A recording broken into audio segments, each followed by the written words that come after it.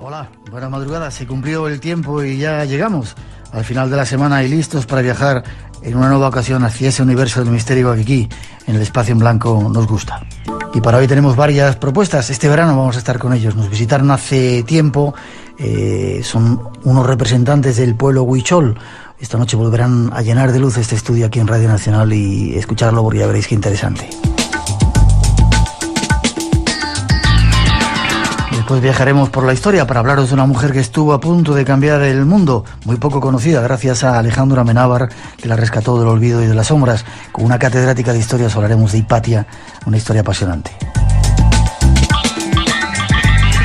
Y en el segundo tiempo daremos gracias a la vida con nuestro invitado y os hablaremos de algunos misterios de Buffalo Bill. ¿Sabéis que estuvo por aquí, por España? Ya veréis qué historia más curiosa. Será una emisión intensa que deseamos que disfrutéis en este verano español. Y comenzamos enseguida, nos vamos a México, donde estaremos, seguramente en este mismo instante, estaremos haciendo rituales mágicos y secretos con los huicholes. Vamos a descubrirlos.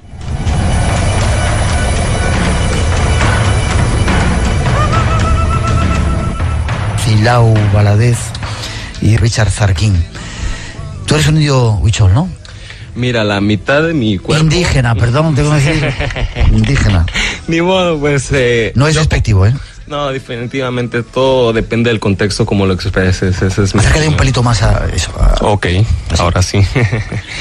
Bueno, la mitad de mi cuerpo es auténtica, indígena huichol. Vamos a decir que la sangre que corre en mi cuerpo es siempre... yo me siento huichol. Y el cuarto es polaco y un cuarto es ruso, la cual es una... Vaya mezcla. Exactamente. ¿Puedo decir lo que has dicho a micrófono cerrado? Sí, definitivamente. Que no eras mexicano, que eras huichol. Yo no me considero mexicano. El mexicano es la sociedad que que se creó después de la conquista española. Y simplemente es un término completamente diferente, porque nosotros como huicholes tenemos un entendimiento sobre la tierra que no se compara para nada con lo que la sociedad mexicana, como lo expresan ellos, vamos a decir. Ya. Curioso. ¿Dónde estáis localizados los huicholes? Mira, nosotros estamos localizados en 4 estados. Estamos localizados en el estado de Nayarit, Jalisco, Zacatecas y Durango. Es una sección donde los 4 estados se unen y estamos en las montañas de la Sierra Madre Occidental, muy escondiditos, y es por eso que nunca llegaron los españoles a conquistarnos. ¿Nunca llegaron? Nunca. Somos una de las pocas culturas en México que ha conservado las tradiciones, la cultura, pero sobre todo la lengua.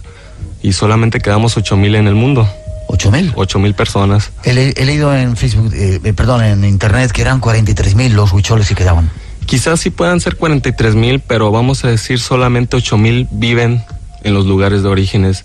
Ya la mayoría de las personas que migran a las ciudades son personas que simplemente se han olvidado de la vida espiritual y se han convertido en materialistas, vamos a decir. ¿Tú dónde vives? Yo vivo exactamente donde tengo mi estudio de artes, en Santiago Ixcuintla, Nayarit. Es aproximadamente a 4 horas al norte de Puerto Vallarta. Estoy 4 días de la semana ahí y 3 días en Sayulita, que es un lugar pequeño pero turístico también ahí mismo en el estado de Nayarit. Luego hablaremos de... Estáis tratando de abrir ese mundo vuestro para que la gente lo pueda visitar, ¿no? Sí, definitivamente. Luego hablamos con Richard, que nos va a contar un poco eso. ¿Cómo definirías a los huicholes? ¿Quiénes sois? Mira, en general, los huicholes somos unas personas que estamos relativamente conectados con la tierra. ¿Todavía? ¿Hoy? Todavía. Lamentablemente, ya con la influencia del mundo moderno, vamos a decir, el alcohol, para ser específico, ha sido una de las cosas que ha estado destruyendo nuestra cultura. Tal es la razón por la cual llevo yo 3 años sin ingerir ni siquiera una gota de alcohol. Pero afortunadamente hay personas como yo que de menos están haciendo un cambio y están tratando de mantener la cultura viva a base del arte y aprendiendo lo que es la misma cultura, ¿no? Ya. ¿Tú te dedicas? Sí, puedes hablar. José Miguel está aquí, puedes hablar. Estoy aquí, agazapado. Sí. No, yo sabes lo que pasa, que yo siempre he admirado mucho vuestra tradición, ¿no? Yo tengo un amigo que aprecio mucho, ¿no? Huichol, y es el que me enseñó, porque yo creo que una de las tradiciones más importantes vuestras es precisamente el uso adecuado de las plantas de poder, ¿no? Porque, pero no lo digo en el sentido morboso, sino en el sentido místico de las plantas de poder. Luego vamos a hablar de ello, si te parece, que vale. Lo tenía preparado, para mí es un tema apasionante. Genial. Hay una cosa que he leído también en internet respecto a determinados rituales que hacíais los indígenas huicholes en el momento del parto. El hombre está pariendo y la mujer está pariendo y el hombre, para acompañar ese dolor, dicen que se cuelga, y además hay estudios sobre ello, ¿no? Se cuelga en una viga, se ata los testículos y la mujer, cada vez que siente dolor, tira de ello. ¿Es cierto esto? Eso es una mentira dominguera, como le llamamos en México. Eso es completamente falso. Fíjate que había estudios antropológicos, decían incluso. No, lamentablemente los antropólogos que han asistido a estudiar a los huicholes solamente los han estudiado por 2 semanas o máximo un mes. Pero hay personas que han dedicado su vida completa en estudiar a esta tribu. Tal es el caso de mi madre, Susana Valadez. ¿Tu madre? Sí, ella es una antropóloga que se graduó de la Universidad de Los Ángeles. Vino por 2 semanas a México para estudiar la cultura y terminó casándose con su materia de investigación, que vino siendo mi padre, el señor Mariano Valadez, un auténtico huichol. Qué curioso. Me definías a los huicholes. ¿De alguna manera sois una etnia diferente al resto de la gente que está a vuestro alrededor? Sí, quiero ser claro. Huichol es el término que nos dieron los mexicanos. Nosotros nos llamamos huirráricas. Ese es el término correcto. ¿Qué significa? Persona. Significa persona. Y ya el mundo exterior para nosotros son los teiwaris, que son las personas blancas o simplemente personas que no pertenecen a nuestra raza. Nosotros somos teiwaris. Exactamente. Ya. ¿Os habéis llevado bien con la gente de vuestro entorno? Yo siempre me he llevado bien por muchas razones. Porque yo desde que crecí siempre estuve rodeado de mi gente. Crecí viendo el arte, viendo los rituales, estando presente en ceremonias. Y pues siempre me han respetado, afortunadamente. Bueno, yo es que creo que en México hay mucho respeto por vuestra cultura. No. De hecho, sí, yo creo que sí. Yo creo que no. En unas partes sí, hombre, hay desde la parte institucional probablemente menos, pero sí en la parte mágica sí la hay. O sea, yo por lo menos entre los chamanes que he conocido siempre hablan de los huicholes como de una gente muy entregada al espíritu y muy pura. Entonces, al menos no me estoy refiriendo al plano espiritual, al plano del día normal de México, pero sí entre la gente del espíritu de México sois muy respetados. Mira, te voy a decir una simple y sencilla razón por la cual yo creo que no lo respetan como es, porque el trabajo que ellos hacen, todo el tipo de arte que pueden ver, como lo que las pulseras que tú llevas ahí. Exactamente, siempre esta pulsera, vamos a decir, es un trabajo de 3 días y siempre quieren pagarlo como a 20, 30 pesos y no ofrecen más. Y el tipo de trabajo que ejercen los huicholes es trabajar en los cultivos de tabaco, donde están expuestos a pesticidas que rocean cuando ellos están trabajando adentro ellos mismos, y ha increíblemente matado a la mayoría de nuestra cultura. Esa es una de las razones. ¿De qué vive ahora los huicholes? Los huicholes vivimos del arte tradicional y de las grandes creaciones que hacemos y el colorido que manifestamos a base de nuestras obras. ¿Cómo son vuestros pueblos? ¿Cómo siguen siendo aldeas? ¿Cómo son? Mira, hay varias aldeas que ya han sido penetradas por las civilizaciones humanas. Tal es el caso de San Andrés Coamiata y Nuevo Colonia, donde ya hay acceso a carreteras. Inclusive el gobierno federal derribó unos templos ceremoniales que llevaban alrededor de 500 años sin siquiera pedir permiso alguno.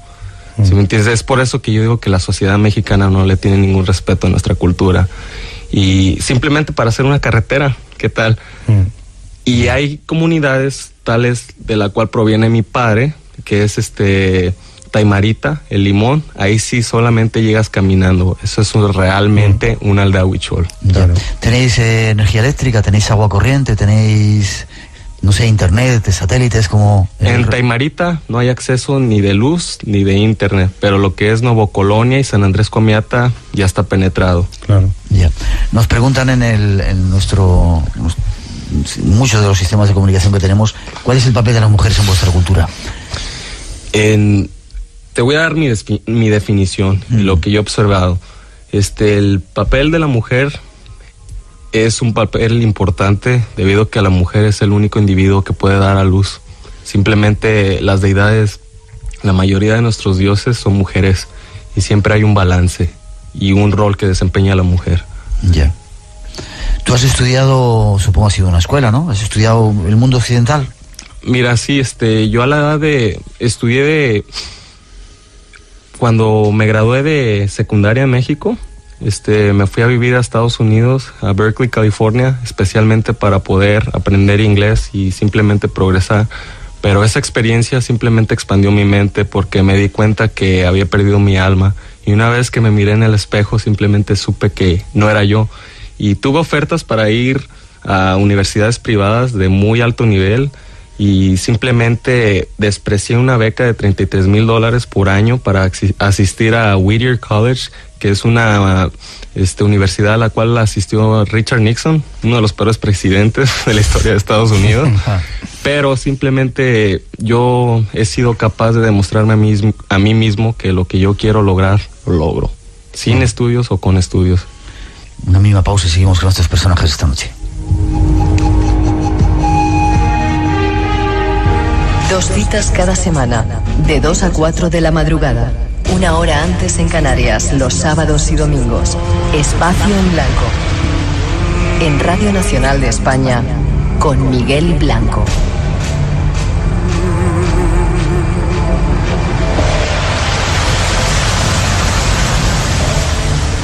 Seguimos adelante. ¿En qué creen los indígenas huicholes? He leído aquí que su religión consiste en 4 principales deidades: maíz, águilas, ciervos y peyote. ¿Es cierto? No solamente en eso, son de donde sacaste esa fuente, se le olvidaron incluir los 5 elementos, que viene siendo la tierra, fuego, aire, viento y espíritu, que es el elemental. Y es el elemento invisible. Pero ahí está. No dejasteis que llegara la cristianización, los cristianos, que os metieran nuestros dioses, que os evangelizaran, ¿no? Sois un pueblo que os habéis mantenido un poco en ese sentido bastante puro. Mira, hay ciertos pueblos que ya han sido penetrados.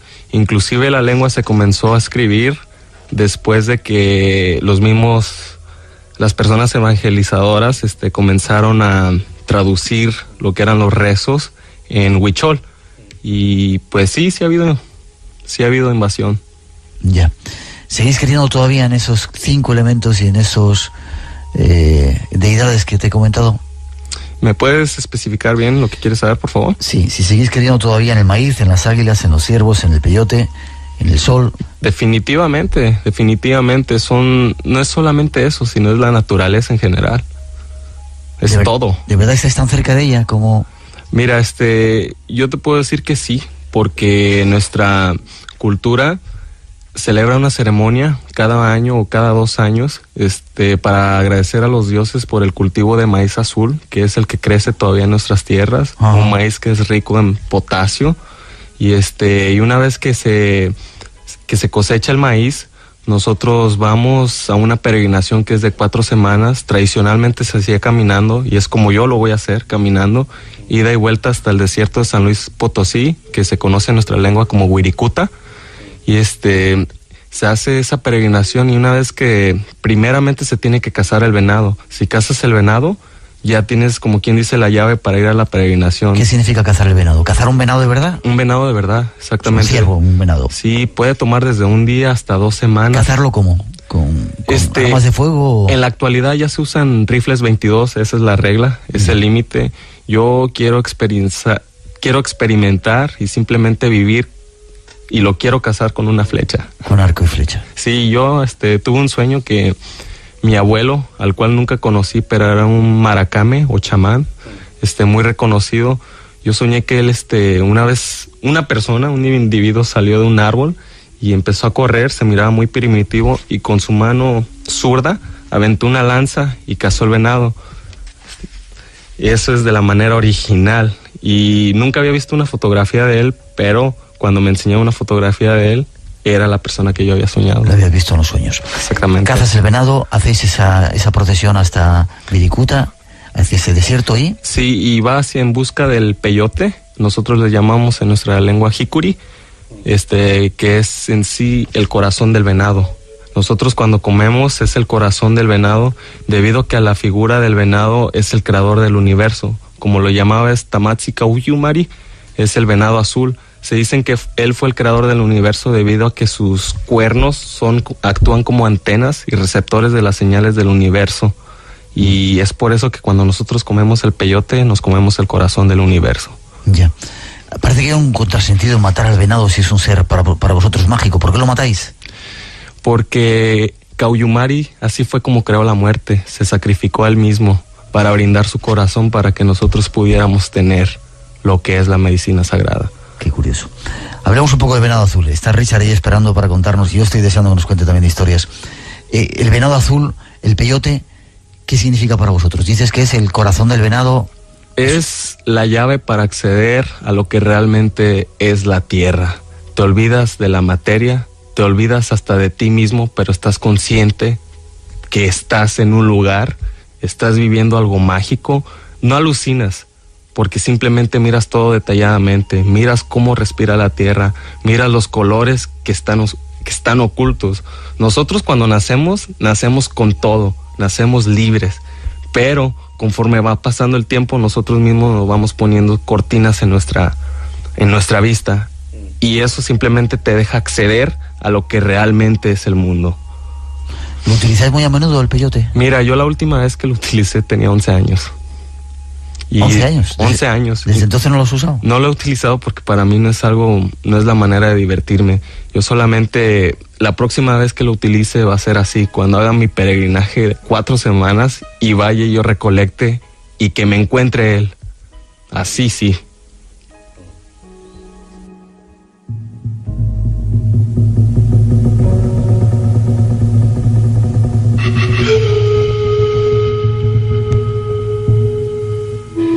Déjame que hablemos un segundito con Richard, ¿vale?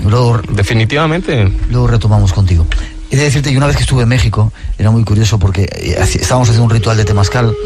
Yo ese día quería probar el peyote, nunca había probado ese tipo de plantas de poder, y a última hora decidí que no quería hacerlo, ¿no? Habían, no sé si cortado, no sé cómo se puede decir, ¿no? Venía en gajitos, como si fuera una mandarina, para que nuestros siguientes sepan, y había, me parece, 4. Que eran las 4 personas que querían hacerlo. Si yo hubiera querido tomar el peyote, no había un pedacito de peyote para mí. Me dijo el chamán, el peyote elige a quien lo va a tomar, y esta noche a ti no te toca. Es decir, sabía, es algo como mágico, que tiene inteligencia el peyote, sabe quién lo va a tomar, cuándo se va a tomar, cómo lo vas a hacer. Primeramente, te hago esta pregunta. Cuando lo ibas a tomar, ¿te cobraron? No. Bueno, no. De todos modos, pues quizá fue la manera correcta. Si el chamán te lo dijo, eso es lo que el peyote le dio como mensaje. Seguro. Yo quiero ir a hacer un ritual con vosotros. Mira, pues ¿aceptáis gente blanca que quiera? Ya me invitó. ¿Yo puedo ir contigo, Richard? Puedes venir conmigo. Gracias. Carlos Castaneda estuvo con vosotros. Conmigo no. Y en sí, mi madre se inspiró a base del libro que él hizo, y él fue en sí lo que, como quien dice, dio fruto a mi ser, porque si no haya sido por el libro que le escribió, mi mamá nunca haya ido a estudiar a los huicholes. Pero eso, Carlos Castaneda estuvo con tu gente, ¿no? Sí, he escuchado. Ya. Es tan impresionante cuando tomas ese peyote, cuando tienes esa ceremonia, es tan profundo, es tan potente, es tan mágico. Es tan impresionante que simplemente no hay ninguna palabra que pueda escribirlo. Simplemente es sentirlo, es vivirlo, es visualizarlo, es todo. Ya. Mucha gente dice o cree que son alucinaciones, y otra gente, cuando has vivido esa serie de experiencias, te das cuenta de que eso es realmente la realidad, y lo que estamos viviendo no tiene nada que ver con la realidad. Exactamente. Mira, yo sé lo que es una alucinación. Cuando tú miras un zapato flotando enfrente de ti y le tratas de pegar, eso es una alucinación. Pero cuando tú miras mensajes, cuando tú miras los verdaderos colores, cuando tú miras que un árbol respira, eso no es una alucinación, porque pues así como el árbol depende de nosotros, nosotros dependemos de ellos. Y un árbol está vivo, no habla, pero está vivo. Ya. Lo que tú trabajas, esos colores, esas formas, las sacáis de esa serie de ensoñaciones, de esas visiones.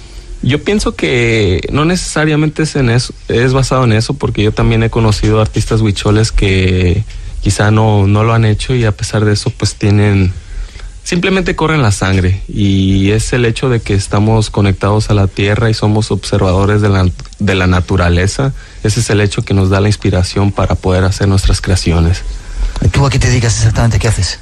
Yo sé hacer todo tipo de manualidades huicholas, pero mi especialidad son las pinturas de estambre, las cuales tienen una base de madera. A esa misma base se le pone una mezcla patentada por mi padre, que incluye cera de abeja con resina de pino. La dejas congruente y vas dibujando con la uña del dedo pulgar, y se va llenando toda la tabla hasta que forras todo el espacio, y en ese tipo de arte nosotros expresamos historias que han trascendido por más de 2500 años oralmente. Sí. Y nuestra escritura es visual, no es de palabras. Qué curioso. ¿Me puedes contar algo de cómo fue tu experiencia? 2 minutos nos quedan. Cuando tomaste el peyote esa vez. Mira, la primera vez, no quiero sonar como una persona que es drogadicta, vamos a decir, como nos describen en el mundo. Yo tuve mi primera experiencia a los 4 años, y ya la segunda vez fue a los 11 años, debido a que yo he estado estudiando para convertirme en un maracame, lo cual es un chamán, y la persona que me dio a comer el peyote fue mi maestro don Pablo, y simplemente me dio la medicina, me dejó sentado enfrente de la playa y me dijo que alguien tenía que transmitirme algo. Simplemente yo me acuerdo que estaba sereno, no sentía nada, completamente nada, porque no sentía ni mi cuerpo, y empecé a ver el mar, y en eso miré como una corriente de agua o energía que simplemente se acercaba a mí, y yo al mirar se miraba como agua, pero simplemente no sé cómo describirlo, pero era algo que me estaba viendo, y me dio miedo al principio, porque pensé que era como un tipo de avalancha de agua, y yo me traté de cubrir, y ya que miré que no pasaba nada, volteé, y era como una forma de una mujer en agua, y me empezó a hablar en mi lengua. En aquel entonces yo todavía no sabía nada de mi lengua, y empezó a hablar en mi propia lengua, y yo simplemente podía entender todo, pero era como digo, era un lenguaje visual. Sí. Tenemos que marcharnos, desgraciadamente. ¿Crees que es necesario vuestro conocimiento para el mundo de hoy, antes de marcharnos? Sí es necesario, porque tenemos que darnos cuenta que somos hijos de la tierra, y tenemos que respetar a la tierra como nuestra verdadera madre.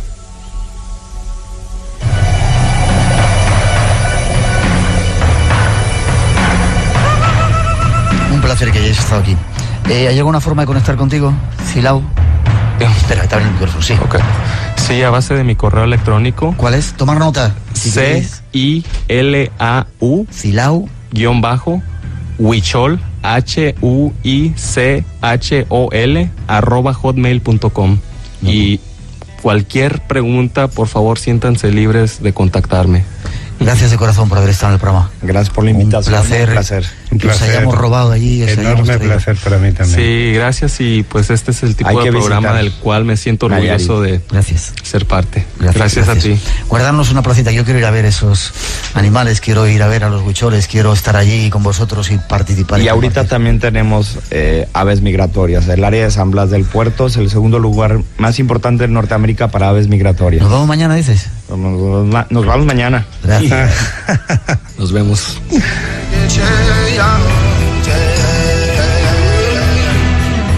Antes de que el hombre blanco viniera a esta tierra, solo había el hombre indio.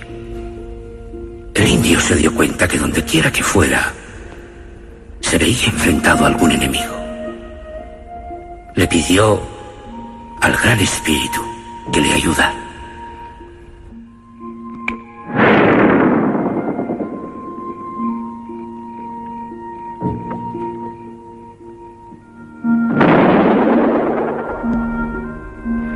Tú nos has dado muchas cosas, padre, dijo el indio al Gran Espíritu. Pero no podemos pescar como el oso, ni cazar como la pantera.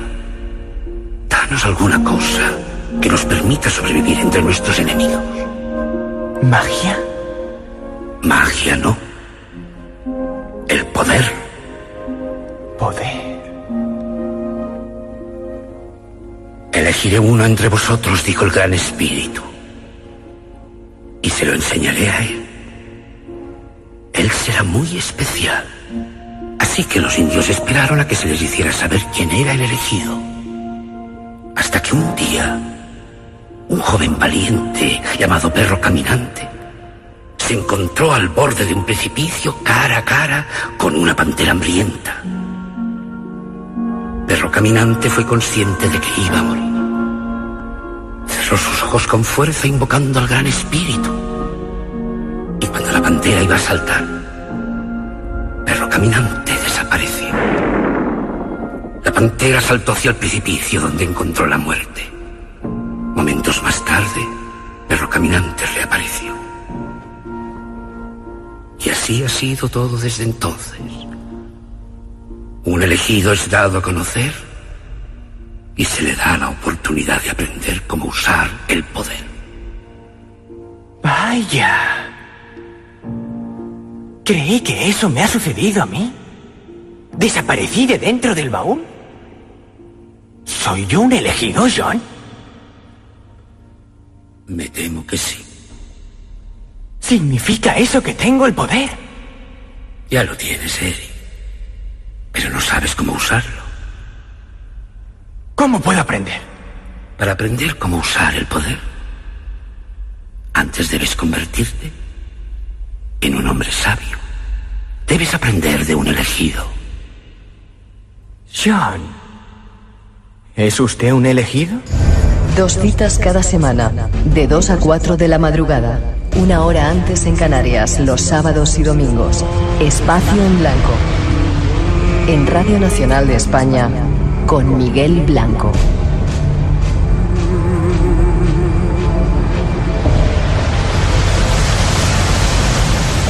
El cine ha puesto de moda un tiempo de la historia y un personaje que era para muchos absolutamente desconocido, Hipatia. Esta noche queremos contaros desde el punto de vista histórico parte de su vida y tenemos con nosotros a Clelia Martínez Maza. Buenas noches, Clelia. Hola, ¿qué tal? ¿Cómo Encantada. estás? Igual te digo.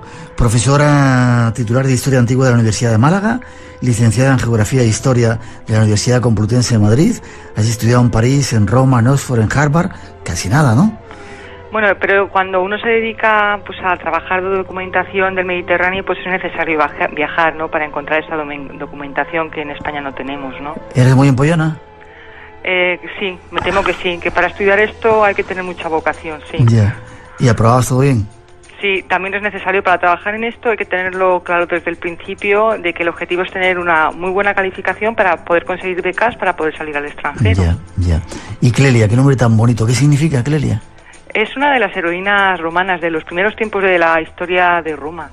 Fue una de las que consiguió salir de la captura de los reyes etruscos y a pesar de haber escapado, pues y por encontrar un vado en el Tíber, volvió de nuevo al campamento etrusco donde estaba siendo prisionera para poder rescatar al resto de sus compañeras. ¿Y lo consiguió? Sí, lo consiguió y además se ganó el respeto de los reyes etruscos. Qué chulo, qué nombre tan bonito.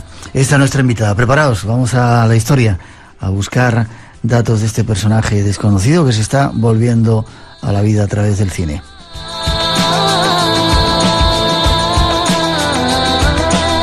Clelia, vamos a situarnos, si te parece. Egipto, Alejandría, en un tiempo en el que las cosas estaban muy cambiadas, ¿no?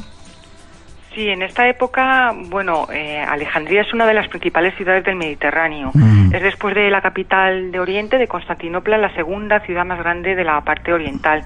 Allí tenían la sede pues los principales órganos administrativos del imperio. De allí salía el grano para abastecer a la capital. ¿Del imperio egipcio te refieres? No, del imperio romano. Estamos en época ya de finales de la época romana, casi a la caída del imperio. Lo que ocurre que en Oriente pues duró un poco más, ¿no? Entonces de allí salía todo el grano para abastecer a la capital, a Constantinopla, y luego también pues era un foco intelectual, bueno, el foco intelectual más importante del momento, con una intensa vida cultural, con grandes intelectuales paganos y cristianos, una escuela filosófica que rivalizaba con la Academia de Atenas, sus médicos eran muy afamados, sus poetas fueron contratados por todas las cortes del imperio. Era, pues, como digo, una ciudad de una intensa vida cultural. ¿Ya estaba la biblioteca?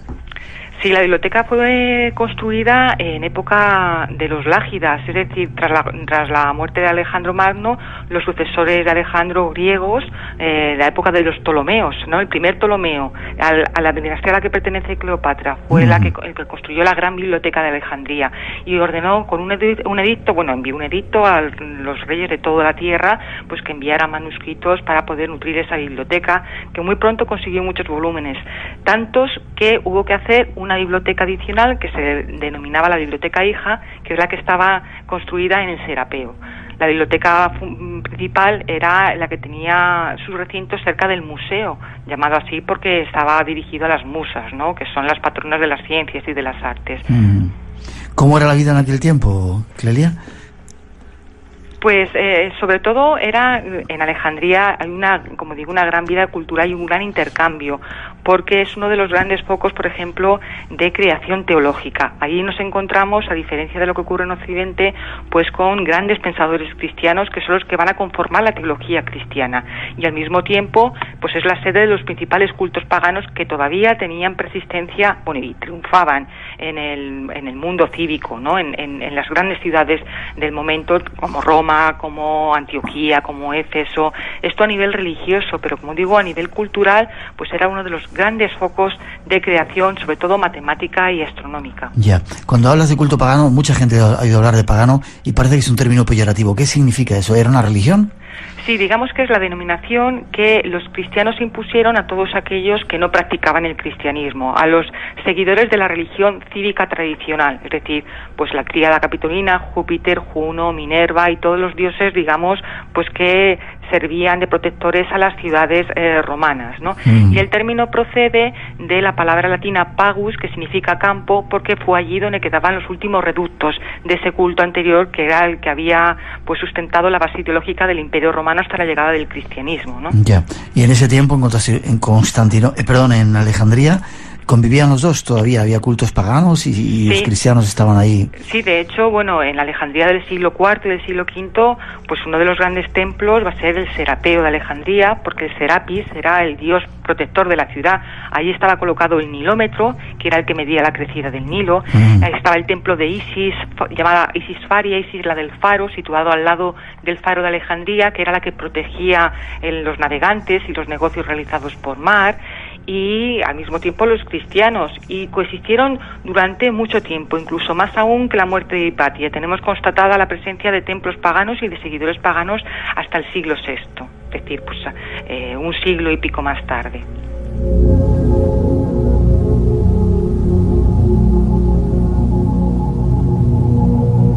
En todo este desarrollo social surge la figura de Hipatia. Antes eran importantes las figuras de las mujeres en esa sociedad, o estaban relegadas también, como muchas otras culturas y muchos otros tiempos? Pues efectivamente, como dices, en esta época tanto paganos como cristianos estaban convencidos de que el sitio más adecuado para la mujer era su propia casa. La cocina. Sí, cuidar a la prole, controlar las tareas de los esclavos familiares si tenían esclavos, y todo para que su esposo, pues libre de las complicaciones de la vida cotidiana, pudiera atender las actividades públicas. Solamente las mujeres de elevada condición social pues podían disponer de recursos económicos para permitirse una formación especializada, y recibían una educación, pero siempre procurada por padres o esposos. Y siempre, incluso en estos casos, la educación solo servía para que la mujer desarrollara mejor su papel de esposa y madre, y que no actuara como una simple ejecutora de la voluntad del marido. Ya. Y en este clima surge Hipatia. ¿Quién era Hipatia? Hipatia es la primera mujer matemática de la que tenemos noticias ciertas. ¿De toda la historia? Sí, la primera, sí. Hay algunos nombres, por ejemplo, existe el nombre de Teano, que parece ser la mujer de un pitagórico, pero no queda constancia de su existencia con fiabilidad. Como digo, pues de la primera de la que queda recogido su nombre y sus aportaciones en las fuentes históricas posteriores. Y no fue una gran creadora en este campo, en el ámbito de las matemáticas y la astronomía, porque en esta época Alejandría no es una época de gran creación, sino sobre todo es una época en la que lo que se practica son los comentarios de las grandes obras de la astronomía y las matemáticas de la época de los Ptolomeos, precisamente. Pero estos comentarios son también muy importantes porque su función era pedagógica. El objetivo era facilitar a los alumnos pues poder comprender nociones muy complejas como las matemáticas. Pero incluso en estos comentarios Hipatia demuestra demuestra que fue una matemática excepcional, porque hay comentaristas mediocres y en cambio ella incorpora nuevas ideas que mejoran las teorías originales. Yeah. Pero además quería también recordar que Hipatia no solamente es astrónoma o matemática, sino que sobre todo las fuentes resaltan su labor como filósofa, ¿no? Una disciplina que en este periodo estaba muy unida a la astronomía, porque la astronomía se consideraba como la más científica de las iniciativas filosóficas. El mundo, estoy recordando estando en Alejandría, el mundo egipcio había desaparecido absolutamente. Esa influencia de los faraones, de los dioses egipcios, Isis, etcétera. Sí, bueno, la religión no, porque también fue utilizada, instrumentalizada por los emperadores romanos. Bueno, desde la República Romana los emperadores romanos fueron utilizados pues para buscar campos de unión, ¿no?, con esa población vencida. Pero tras la muerte de Cleopatra, pues si recuerdas, con Julio César, ya todo el Egipto pasa a ser anexionada como provincia romana y pasa a ser gestionada por la administración del Imperio Romano. Entonces, a partir de esta época es un periodo de dominación romana que durará 4 siglos. Lo que ocurre es que a partir del siglo IV, cuando se desgaja todo el Imperio Romano en 2 partes, la parte occidental con capital en Roma, la parte oriental tiene como capital Constantinopla y Alejandría y todo Egipto pasa a depender de esta segunda capital. ¿Cómo se nota que eres profesora? Qué bien lo explicas. Ay, muchas gracias. Espero que piensen lo mismo mis alumnos. Alguno te estará escuchando, seguro. Te iba a preguntar, anteriormente había habido una religión que era el culto a la diosa, con advocaciones lunares y sobre todo a la diosa. De repente llegan los romanos y parece que instauran el culto al contrario, masculino, el culto al dios Sol. ¿Cómo cambia la concepción del mundo, verdad? Sí, pero cambia mucho para que todo siga como está. ¿Sí? Para que el grupo privilegiado siga teniendo instrumentos, ¿no?, de control de los dominados, que en esta época, bueno, en época cuando se construye y se admite, por ejemplo, el culto a Isis, pues para que la población egipcia no se rebele, que se ve identificada en los patrones religiosos que le ofrece ahora la población vencedora, la población conquistadora, que son los romanos. Y entonces, por ejemplo, Isis pasa a ser incorporada a la religión oficial romana y pasa a ser, por ejemplo, incluso adorada en Hispania. Hay seos pues en Baelo Claudia, en Cádiz, hay un Serapeo en Ampurias, es decir, forma parte de la estructura ideológica que va a utilizar el Imperio Romano más allá del territorio egipcio. Sí, acepta las religiones antiguas para que no haya revueltas y que sigan controladitos. Efectivamente. Ya, qué curioso. Surge Hipatia. ¿Hipatia era de buena familia? Sigamos con su historia. Sí, desde luego debía pertenecer a un grupo privilegiado porque tanto su padre como ella pues se dedican a un tipo de formación que es la intelectual, pues que solamente estaba dispuesta para todos aquellos que tenían suficientes recursos económicos, ¿no? Además se dedicaba a la filosofía, que era, digamos, la expresión máxima de la educación en el mundo greco-romano. Solamente algunos nobles podían acceder a este nivel más elevado de la formación, pues lo que es el público, lo que es la gente normal, solo tenían unas nociones, pues saber leer, escribir. Otros, pues las clases, digamos, medias de la ciudad, pues podían enseñarles algo de retórica, de gramática, pero la filosofía ya solamente pues era un recurso al que tenían acceso los grupos privilegiados. Había muchas luchas entre diferentes grupos religiosos, incluso cristianos en aquel tiempo. Sí, efectivamente, sobre todo en Alejandría, por esa confluencia de intereses religiosos, vemos que las tensiones no solamente se producen entre los paganos y los cristianos, sino entre los propios movimientos cristianos. Ahí, en esta época, como decía antes, es una época de configuración teológica, hay muchas corrientes teológicas y se disputa incluso pues con las armas la imposición de una determinada ideología sobre otra. Por ejemplo, pues en esta época vemos como finalmente triunfa el credo niceno, que es el que va a definir la ortodoxia católica, ¿no? Que pues Cristo es engendrado, no creado, y es de la misma naturaleza que el Padre. Sí, que se le inventa de alguna forma ahí, en ese momento. Sí, es en esta época, precisamente cuando tras el concilio de Nicea, bueno, pues se ajusta que tanto Cristo como Dios comparten la misma naturaleza. En Alejandría vemos que existen los seguidores de este credo, pues los nicenos, lo que nosotros llamamos ahora los católicos, ¿no? Que será finalmente en época de Teodosio, en época de Hipatia, la ideología cristiana que finalmente triunfará, y al mismo tiempo en la mitad del siglo IV nos encontramos en la propia Alejandría otra corriente que son los arrianos, que surgió precisamente en Alejandría, donde en uno de los barrios pues predicaba Arrio, que defendía pues que el padre y el hijo eran de distinta naturaleza. Así que el conflicto religioso pues tuvo en Alejandría uno de sus principales focos de interés, ¿no? Luego también nos encontramos en Alejandría con los judíos, y había alianzas entre todos ellos pues para preservar su posición, ¿no? O por lo menos para evitar una posible amenaza de los grupos contrincantes. Nos encontramos con que los arrianos se alían con los judíos y los paganos para atacar a los nicenos, o que, pues por ejemplo, también los nicenos acallan o no critican el ataque que hacen los paganos a los arrianos, ¿no? Porque se ven beneficiados también de esta contienda entre ellos.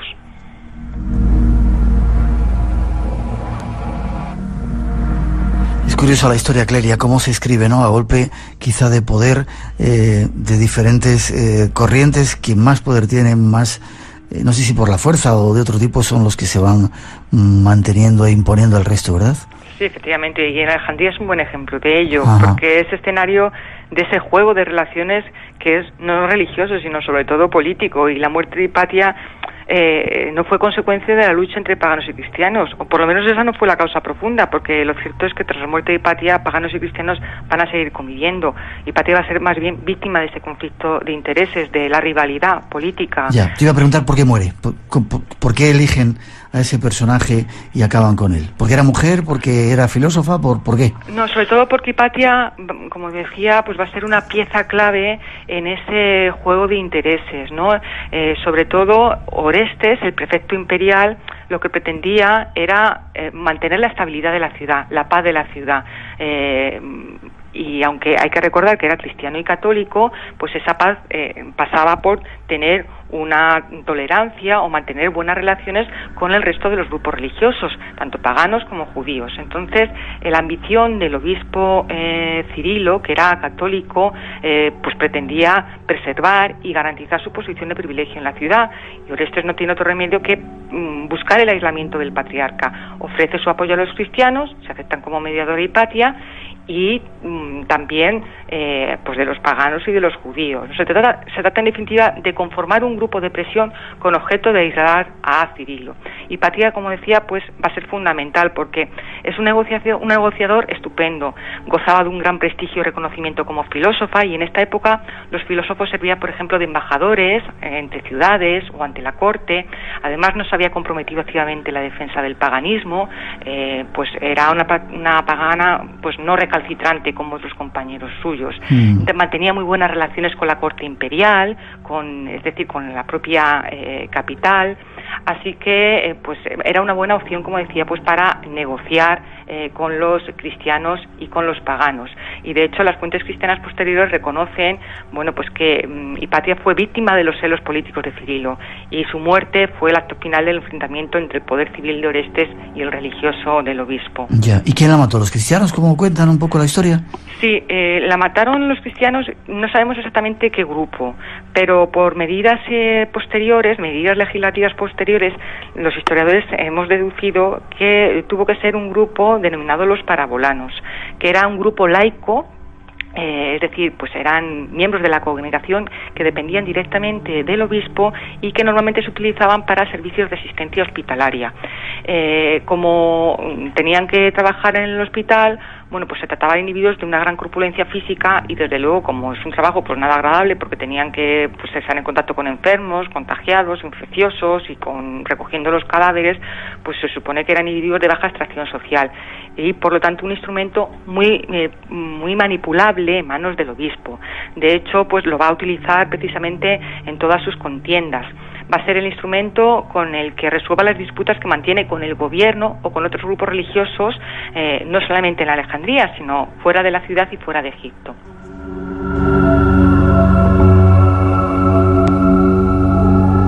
Muchos dicen que con la muerte de Hipatia, con su asesinato, termina una era, el fin de la antigüedad, y comienza un tiempo nuevo. ¿Tú crees así también? No, porque de manera tanta gente no. Lo que ocurre es que se ha utilizado pues desde la época de la Ilustración como símbolo precisamente de eso, de pues la razón vencida por el fervor religioso. Yeah. Y fue sobre todo en el romanticismo, en el siglo XIX, bueno, pues cuando se insiste sobre todo en que su crimen es un símbolo de ese dogmatismo cristiano, pero y por eso, por ejemplo, pues se van a potenciar algunas de sus cualidades. Se presenta como una mujer joven y bella para acentuar la violencia y el componente sexual del asesinato, pero lo cierto es que tras la muerte de Hipatia, paganos y cristianos siguieron conviviendo. Pues por ejemplo, un siglo y pico más tarde, en el 529, la Escuela de Filosofía de Alejandría tenía como director a un pagano, Amonio, y su ayudante, su subdirector, era un cristiano. Es decir, que la convivencia siguió siendo posible en la ciudad. Qué curioso. No queremos entretenerte mucho más. La historia se repite. Quizá esta situación que se vivía en aquel tiempo, siglo IV, siglo V, se siga viviendo en la actualidad. Desde luego vemos cómo, como ocurre en el siglo IV y en el siglo V, pues la religión es un instrumento de los poderosos que puede ser utilizada para manipular a otros grupos o sobre todo pues mantenerse, como decía, en una posición de privilegio, para poder pues dominar o para poder imponerse ante otros grupos de presión política, otro determinado tipo de acción política. Vemos que en eso, desde luego, pues la cosa no ha cambiado mucho, ¿no? Ya. Quien no conoce su historia está condenado a repetirla. Yo creo que por eso es importante rescatar la historia antigua, bien con una película y sobre todo pues haciendo posible que la historia antigua como disciplina enseñada a las universidades se vea como una materia que sigue siendo útil para la vida cotidiana, ¿no? Y es cierto que la historia la escriben los vencedores y que a veces no tiene nada que ver con la realidad. El caso de Hipatia es un ejemplo, porque, por ejemplo, como decía, las fuentes que nos revelan su muerte y lo acontecido en la época, en la Alejandría de la época, son fuentes cristianas. No solamente para el caso de Hipatia de Alejandría, sino para todo lo que es la persistencia del paganismo en el siglo IV y V, solo podemos reconstruirla a partir de la versión cristiana, a partir de la versión de los vencedores.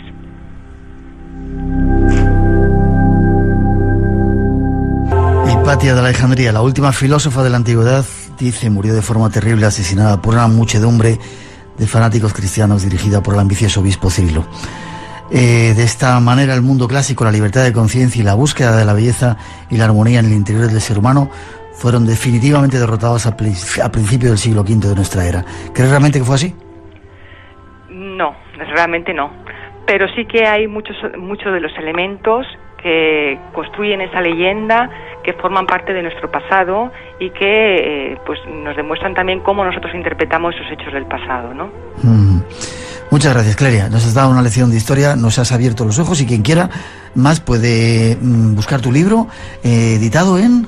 La Esfera de los Libros. La Esfera de los Libros. ¿Más información dónde podemos dar? ¿Tienes alguna página web, algún...? No.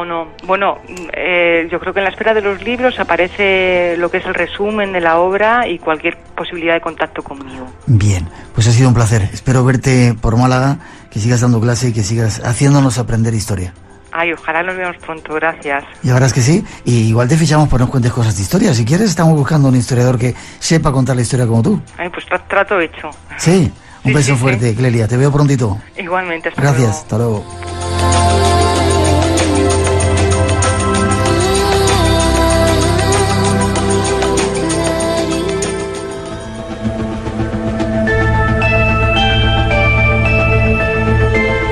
A toda prisa dejamos el sitio para nuestros compañeros de los servicios informativos. Llegan las noticias de las 3, las 2 en las Islas Canarias. Os dejamos con ellas. Enseguida regresamos. Buffalo Bill nos esperan y otras aventuras. Y mañana la emisión 200, las primeras 200 emisiones aquí en Radio Nacional de España con sonidos que no habéis escuchado. No os lo perdáis. Enseguida pasan algunos minutos de las 3, las 2 en las Islas Canarias. Traes la información. Aquí regresamos.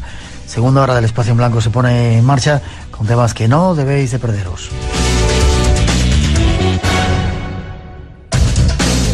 Recordad que mañana celebramos las 200 primeras, habrá un programa especial, 200 primeras emisiones en esta nueva temporada del Espacio en Blanco aquí en Radio Nacional de España. Y si vosotros lo queréis, serán muchísimas más. Llevamos casi 3 décadas hablando de misterio. Fuimos el primer programa en España que lo hicimos a nivel nacional y ahí seguimos todavía contando historias y sobre todo buscando respuestas cada día con más oyentes, cosa que nos gusta en todas las partes del mundo. Las gracias a todos. Y será una edición especial, esa emisión 200 con paisajes sonoros que no habéis escuchado por la tierra de los faraones, no os lo perdáis. Pero por ahora seguimos, hay 2 temas, vamos a dar gracias a la vida, pero antes os vamos a contar historias de Buffalo Bill, que según dicen estuvo por España, ya veréis.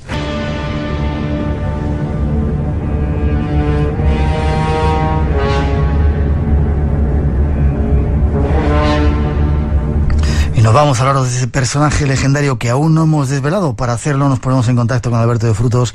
Buenas noches, Alberto. Buenas noches, Miguel. ¿Cómo estás? Aquí andamos, muy bien. Redactor jefe de la revista Historia de Iberia Vieja, y te dedicas a desentrañar eso, historias raras que hay por ahí, quizá desconocidas, o el otro lado de la historia, ¿no? Sí, hay una sección mensual en la revista Enigmas donde tratamos de unir a una serie de personajes con una serie de lugares, ¿no? Y en este caso me apasionó siempre la figura de Buffalo Bill, llamado en realidad William Cody, y de aquel mundo mítico del salvaje oeste, ¿no? Ya desaparecido. Ya has desvelado el personaje. Ya se me ha escapado. Se te ha escapado, sí. Pero ¿por qué haces esto? Porque he visto muchas de las cosas que escribes y son realmente curiosas, ¿no? Sí, la verdad es que hay muchísimas historias desconocidas, sobre todo en España, ¿no? En nuestro país, porque claro, Buffalo Bill es un personaje universal, pero sobre todo conocido y su mito es explotado en Estados Unidos. Pero aquí en España no nos llega apenas nada sobre su vida, no hay apenas libros traducidos y demás. Pero me refería no solamente con Buffalo Bill, sino lo haces con otro mucho tipo de temas, ¿no? Sí. Naturalmente, no hay límites. Bueno, pues ponemos un poco de música y el personaje que os queremos desvelar es William Cody, el conocido como Buffalo Bill. Atentos, ya veréis qué historias.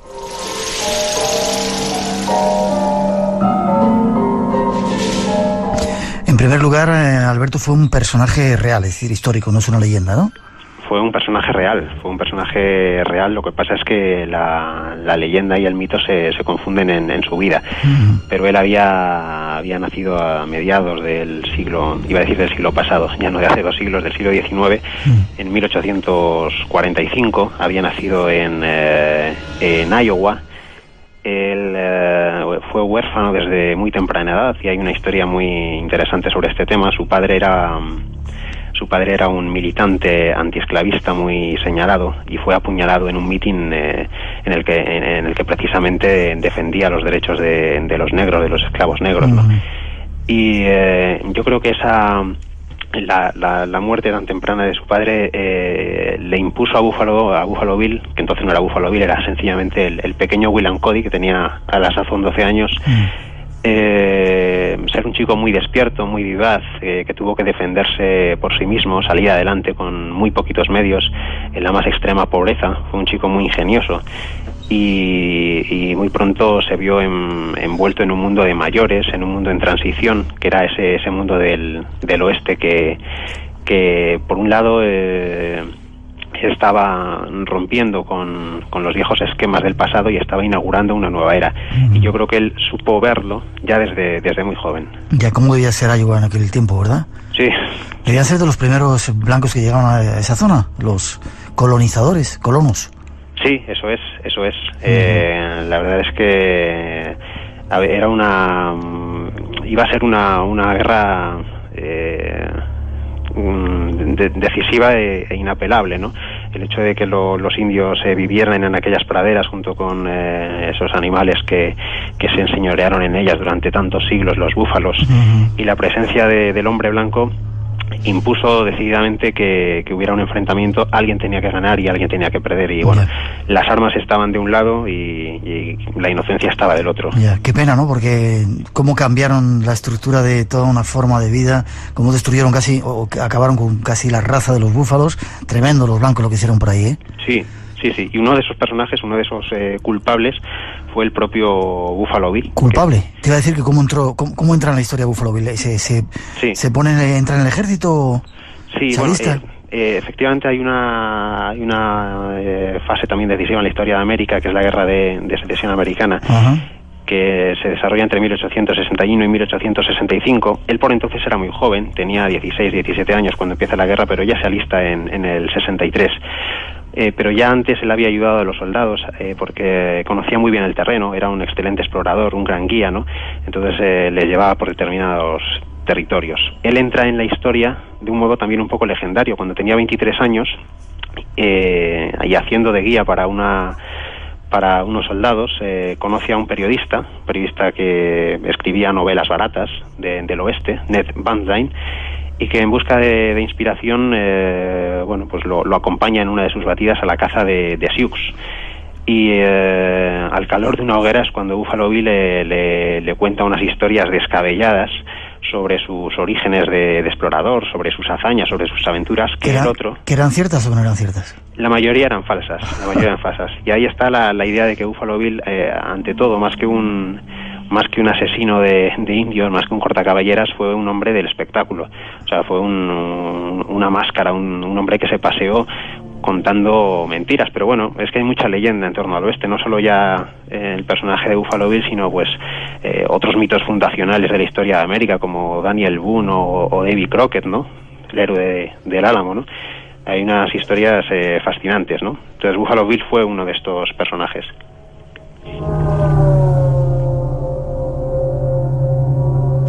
Personaje que no contaba siempre la verdad, ¿no? Empezó a contarle a su periodista su fama de cortacaballeras, ¿sí? Y efectivamente Ned Banzine, el periodista, publicó un libro con el título Buffalo Bill, Rey de los Fronterizos, que fue ¿Ya se llamaba ese mismo Buffalo Bill o le bautizaron entonces? Le bautizó como Buffalo Bill, Ajá. Le bautizó el periodista. Fue, yo creo que el padre de la criatura, ¿no? Bueno, el otro estaba encantado, lógicamente. A Buffalo Bill estaba que se subía por las paredes, porque esto le abrió las puertas de la alta sociedad, y hizo que fuera conocido, y muy pronto eso lo aprovechó, ¿no? En su propio beneficio. Ajá, ¿y era un tío guapo y así como le ponen las películas de Hollywood, o no se sabe físicamente cómo era? Sí, se sabe, sí. ¿Hay fotos incluso? Sí, hay fotografías, hay carteles de su espectáculo más famoso, y sí hay fotografías. De hecho, en una fotografía, quizá una de las más famosas, aparece junto con esa cruz de la moneda que fue Toro Sentado. Ajá. Bien, seguimos contando un poco la historia antes de pasar a ese momento en el que le da por el espectáculo. Sigue en las praderas, ayuda al ejército como explorador y... Pues efectivamente, en ese momento y después de la guerra de secesión, en la que por cierto conoce a su futura mujer, que se llama Luisa Frederici, con la que no tuvo una relación muy estable a lo largo de su vida, y después de una serie de aventuras como jinete correo para la Pony Express y otras organizaciones, entra en contacto con una empresa de Kansas City, que es la Goddard Brothers, que lo contrata para aprovechar su buen ojo y su buen tiro. Era un excelente tirador. Lo contrata para matar búfalos, con la idea de que después de la guerra el gobierno ya consideraba que era una prioridad acabar con ese otro enemigo que era el indio, ¿no? El indio de las praderas. Entonces Buffalo Bill era un excelente tirador, conocía además muy bien el terreno, y la empresa esta, la Goddard Brothers, le pagaba $500 al mes por matar 12 búfalos diarios. Los descuartizaba y luego los cargaba en los vagones de la Kansas Pacific. 12 búfalos diarios. 12 búfalos diarios. Y $500 debía ser un soldazo en aquel tiempo, ¿no? Hombre, pues sí, no le iba mal la vida. Ya. ¿Se sabe si mató a muchos indios o solo es leyenda? No se sabe el número exacto de indios, porque como él exageraba muchísimo todo lo que decía, por ejemplo, llegó a contar que había recibido 137 heridas, ¿no? Cuando en realidad solo parece que en una ocasión le llegó a rozar una bala, ¿no? E igualmente también afirmó que había catado la sangre de centenares de indios, pero no hay ninguna constancia.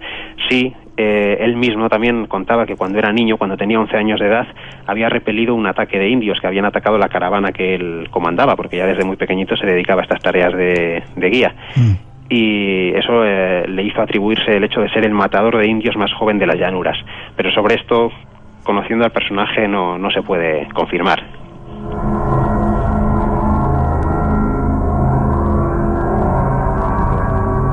Curiosas, estamos contando esta noche la verdadera historia de William Cody, ese conocido como Buffalo Bill. Luego, ¿qué ocurrió? Bueno, pues tras participar como excelente matador de búfalos, por cierto, y luego podremos decir que es una tarea de la que luego se arrepintió toda su vida. Sí, menos mal. Sí, Sí, porque la verdad que consideramos hoy que vivimos en un siglo tan ecológico, tan en defensa de los animales, nos parece una atrocidad lo que hizo, y lo es, desde luego. Pero también había una razón de Estado, ¿no?, entre comillas, por así decir, y luego efectivamente él se arrepintió en sus últimos días, y también se arrepintió desde luego de haber exterminado, de haber ayudado al exterminio de los indios, ¿no? Porque luego de hecho fue amigo suyo. ¿Cuándo conoció Toro Sentado? ¿Cuándo entra Toro Sentado en la vida de Buffalo Bill? Bueno, pues cuando ya Buffalo Bill era un personaje bastante popular, había salido el libro sobre su vida y obra, y ya se dedicaba más o menos a la caza del búfalo. Él mismo, Buffalo Bill, comprendió que el oeste era un museo, era en realidad un museo, ya no era nada vivo, era algo muerto. Y él vio que antes de que desapareciera por completo, tenía en su mano la oportunidad de convertir ese museo en un espectáculo itinerante, que fue su famoso espectáculo, el Wild West Show, el show del salvaje oeste. Por entonces esa idea que rondaba su cabeza pues no era nada, hasta que una vez más se pone en contacto con ese periodista que se había sacado de la chistera al personaje de Buffalo Bill, con Ed Van Dyne, que fue quien, pues le comentando un poco, le dijo, pues podíamos hacer un espectáculo con personajes reales, con personajes sacados de la realidad, con disparos de verdad, con animales de verdad, para que la gente, no solo ya en Estados Unidos, sino también en Europa, conozca lo que es el oeste, ¿no? Y fue entonces cuando ese tiempo que parecía perdido se recuperó a través de este espectáculo, y fue entonces cuando conoció a personajes tan representativos como Toro Sentado. ¿Y en Europa ya era famoso también, quizá por el libro que habían lanzado sobre él? En Europa, sí, efectivamente, en Europa era famoso más que por el libro, luego por el espectáculo posterior, que tuvo un enorme éxito en Estados Unidos. El hecho de que se representara al aire libre, en escenarios naturales, de que participaran más de 1000 actores, ¿no?, en cada uno de estos espectáculos. ¿1000 actores? Sí. Era una superproducción, ¿no? Era una Cleopatra del Oeste aquello. Y de que fuera también aplaudido por intelectuales, por escritores de la época, por ejemplo Mark Twain, ¿no? Llegó a decir que no había fraude ni mentira. Curiosa paradoja, tratándose de este personaje, ¿no? Y aprovechando la coyuntura, pues el espectáculo tarde o temprano tenía que recalar en Europa, ¿no? Ya era conocido en Europa, pero efectivamente el hecho de que desembarcara multiplicó el eco del espectáculo. Estuvo por varios países europeos, ¿no? Así es. Evidentemente, como no podía faltar, estuvo en París. Estuvo en París durante la Exposición Universal de 1889. También llegó a Italia. Actuaron también incluso en el Vaticano, donde, por cierto, se cuenta la anécdota de que los indios de la compañía no pudieron resistirse a reír ante los uniformes de la Guardia Suiza, ¿no?, que acompañaban al Papa. Y también estuvo en Inglaterra, donde hay, por cierto, una novela gráfica muy conocida de Alan Moore, que se llama Desde el infierno, From Hell, en la que Alan Moore reconstruye los asesinatos de Jack el Destripador. Y es que los asesinatos de Jack el Destripador coincidieron con la estancia de la compañía de Buffalo Bill en Londres, ¿no? No me digas. Eso es, por lo que sorprendentemente, o no tan sorprendentemente, y dado el poco aprecio que tenían desde la metrópoli a ese país emancipado, y sobre todo a los indios, ¿no?, pues llegaron a acusar a los indios de la compañía de William Cody, de Buffalo Bill, de estar detrás de los asesinatos de Jack el Destripador. Qué curioso. Por entonces ya Buffalo Bill había dejado de ser, era ya un poquito, estaba metido en vicios, ¿no? Bueno, le daba la bebida, le dio desde siempre a la bebida. Ajá. Era el típico hombre del oeste, vaya, el hombre de la cantina, ¿no? Bueno, sí, es otro más de sus defectos. Ya, llegaron a España, no se sabía, yo no sabía que habían estado en España, en Barcelona concretamente. Eso es. Pero rodeado detrás de mucha historia extraña, ¿no? Como maldiciones, como cosas raras que ocurrían alrededor. Sí, fue una, de hecho se habla de la maldición española de Buffalo Bill. Llegaron a España después de haber estado en París durante 6 meses, en el año 1889, recalan en España en las Navidades de ese mismo año, de 1889, con tan mala fortuna que en aquella época en Barcelona se sufría una epidemia de viruela y cólera, que desde luego afectó a la propia compañía. Sí. Además de que en España las condiciones en aquella época, o en Barcelona, en la ciudad condal, eran muy insalubres, tampoco acompañaba las temperaturas, hacía muchísimo frío, en fin, las condiciones no eran buenas, ¿no? Y el hecho de que el origen de esta misteriosa maldición podría encontrarse, aunque bueno, sobre esto también hay muchos que lo podrían discutir, ¿no? Podría encontrarse en que nada más llegar a la ciudad condal, el empresario teatral que llevaba la compañía, en el mismo muelle de Barcelona, ante la estatua que hoy, por cierto, desde luego permanece, la de Cristóbal Colón, pues hizo un elogio, ¿no?, a la figura de Cristóbal Colón, a la estatua de Colón, del descubridor de América, lo que suscitó el recelo de uno de los indios de la compañía, que no dudó en exclamar: "Día maldito para nosotros", cuando descubrió América. Y a partir de ese momento se empezaron a suceder los fenómenos extraños. ¿Qué tipo de fenómenos, Alberto? Bueno, el fundamental es que la epidemia de viruela y de cólera se cebó muy en particular con la compañía de Buffalo Bill, que hasta entonces había triunfado allá por donde iba, tanto en Londres como en París, en fin, con los problemas típicos que podía suscitar. Había gente a la que no le gustaba su espectáculo y gente a la que sí, pero en Barcelona se dio la circunstancia de que su espectáculo fracasó de todas. El público se agolpaba bajo las carpas, pero no para disfrutar de la función, sino para conseguir una limosna. No parece que hubiera el menor interés en ver ese espectáculo. En aquella época los precios de las entradas eran relativamente caros, porque era un espectáculo muy costoso, valían entre 1 y 5 pesetas, pero no tardaron en rebajarlos, porque si no había nadie que entrara, ¿no? Y bueno, pues los periódicos de la época, por ejemplo, La Vanguardia, reconstruyen la vida, ¿no?, que se llevaba en esa Barcelona asediada por la peste, entre comillas, ¿no? Hay una carta al director fechada el 9 de enero de 1890, cuando aún la compañía permanecía en la ciudad, en que pues un lector afirmaba que la visita del dengue al principio fue recibida con burla, con cuidado más tarde y últimamente con temor, en vista del incremento que tomaba, ¿no? Las administraciones habían quedado desmembradas, las reuniones poco concurridas, los cafés desiertos y, en fin, todos los sitios de recreo estaban hundidos. Fue quizá mala suerte lo que tuvo que afrontar la compañía de Buffalo Bill en aquella oportunidad. Ya. ¿Y se fueron sin pena ni gloria? Y se fueron sin pena ni gloria. Después de haber estado, además, como es lógico, en cuarentena. Y con otra historia cuando menos curiosa, ¿no?, y que tiene cierta relación con lo que he comentado antes de Jack el Destripador, y es que parecía que la maldición acompañara a los indios de la compañía de Buffalo Bill. Sucedió que en la barriada barcelonesa de Gracia desaparecieron en extrañas circunstancias 2 niñas, al mismo tiempo que la compañía de Buffalo Bill se encontraba en Barcelona. Y una vez más los barceloneses acusaron, en este caso a los indios, de habérselas comido. Lógicamente Buffalo Bill lo desmintió, ¿no?, muy enfadado.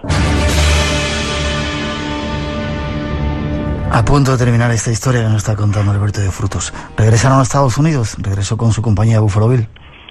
Sí, efectivamente, después de haber estado en Barcelona y después de haber afrontado la cuarentena, que no se levantó hasta enero de ese 1890, un mercante los llevó hasta Nápoles y ya continuaron la gira, y una vez más ya volvieron a Estados Unidos, donde, bueno, con más éxitos o más fracasos continuaron su gira. Con la mala, y ya por hablar un poquito de Toro Sentado, sucedió que en 1890, ese mismo año, Toro Sentado, que ya había dejado la compañía, por cierto, lo había dejado un año antes, murió asesinado en la última carnicería perpetrada por los blancos de Estados Unidos contra los indios, ¿no?, en la reserva de Wounded Knee, donde además de Toro Sentado murieron decenas de indios. Ya. Y dices que al final se arrepintió Buffalo Bill de haber matado a los búfalos y de lo que el desastre que hicieron con los indios, los indígenas, los verdaderos pobladores de las praderas. Sí, desde luego que sí. Y ya, intentó incluso impedir la muerte de su amigo, de su ya amigo Toro Sentado, pero no lo pudo conseguir. Y tuvo que vivir con esa condena toda su vida. Ya. ¿Se sabe cuándo murió? Murió de viejo, murió ya a cierta edad, Murió con problemas también por tema de alcoholismo, pero en fin, ya cuando murió tenía una edad considerable, 1917. Ya. Y luego Hollywood hizo de él una estrella y una leyenda, ¿no? Sí, la verdad es que decenas de películas, decenas de libros, de cómics. Recuerdo, por ejemplo, una película de los años 30, quizá una de las más conocidas, que dirigió Cecil Brown DeMille, en la que trabajaba Gary Cooper. Y efectivamente, para Estados Unidos, para ese país, es un mito, ¿no?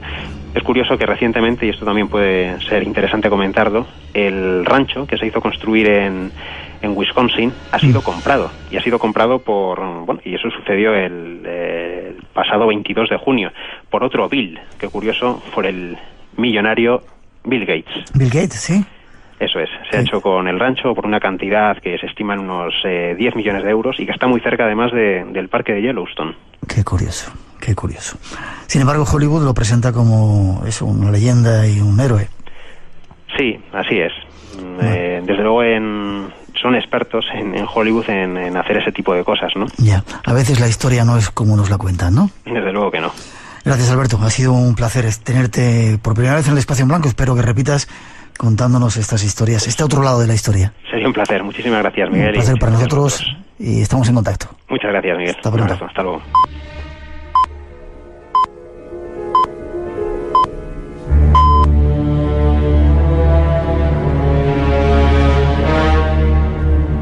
Si te gusta el misterio y lo desconocido, tienes una cita con nosotros.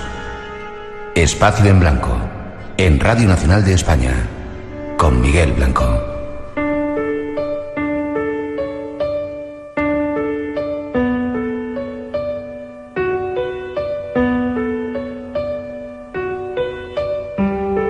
Y además, dejamos a Ufa Oloville por las praderas y hay quien dice que cuanto más agradeces, más tenemos para agradecer.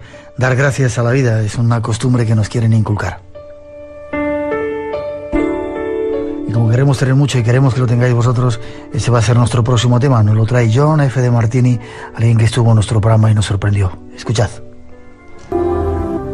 Llegado desde Estados Unidos, nos acompañará el doctor John F. de Martini, terapeuta que esta noche nos enseñará a dar gracias a la vida. Un nuevo tema que queremos presentaros. Será interesante. Ya solo nos queda saludar a nuestros invitados. Óscar Durán, ¿cómo estás? Hola, Miguel, ¿cómo estás? ¿Qué tal, Óscar? Muy bien, gracias. Gracias a ti por traernos a este personaje que ha llegado desde Estados Unidos. Desde Estados Unidos. ¿Tú cómo lo conociste, brevemente? Lo conocí en un seminario que realizó en España, traído por unos quiroprácticos, y me permitieron acceder a ese seminario, y ahí tuve el gusto de conocerla realmente. Yo hice ahí el seminario. ¿De dónde eres tú, con esa pinta que tienes de chino, de raro, mongol? ¿De dónde? Bueno, nací en el Perú. ¿Naciste en Perú? Sí, bueno, de por ahí tenías que ser. Bienvenido, gracias por traernos este personaje. Gracias, saludar sí. a Roger Fuchs, ¿cómo estás? Buenas noches. Hola, buenas tardes. ¿Lo he dicho bien? Sí, Roger Fuchs, sí, muy bien. Sí, sí. Argentino. Argentino de nacimiento, aunque sí. afincado en España. Sí, hace muchos años. ¿Y a qué te dedicas tú? Aparte de ser traductor, que veo que hablas inglés, joro. Soy traductor, intérprete. Sí. Y nada más. ¿Y nada más? Suficiente. Casi nada. Y saludar a nuestro invitado principal, John F. de Martini. ¿Cómo estás? Buenas noches. Buenos días, buenas noches. Un placer que estés en nuestro programa, John. Thank you so much. ¿Eres doctor en quiropraxia? Yes, doctor of chiropractic. Sí, y aparte, autor de un libro que se llama Dar gracias a la vida. Yes, the book is definitely about giving thanks. Sí, el libro es sobre dar gracias a la vida, efectivamente. ¿Por qué te metiste en estos temas, John? Brevemente. In the United States, when I was born on a special day, Thanksgiving Day. En los Estados Unidos yo nací en un día muy particular allí, que es el Día de Acción de Gracias. And so I think it was my destiny in the stars to be involved in thanks. Y por tanto pienso que estaba escrito, estaba en mi destino trabajar con la gratitud. When I was a young boy, when I was 4, my mother put me to bed and she said to make sure you count your blessings and be thankful for life, because those that do are blessed. Yo recuerdo que mi madre, cuando me ponía a dormir todas las noches, cuando tenía 4 años, me dijo un día que me acostumbrara a contar mis bendiciones, todas las cosas buenas que me habían pasado durante el día, porque la gente que recordaba eso antes de irse a dormir iba a tener cada vez más cosas buenas que agradecer. When I was a teenager, I almost died. Y además, cuando era adolescente, casi muero. And when we come close to death, we get to the priority of life. Y cuando nos aproximamos a la muerte, obtenemos más claridad sobre cuáles son las prioridades en la vida. And when you come close to death, you realize that love and gratitude is most important.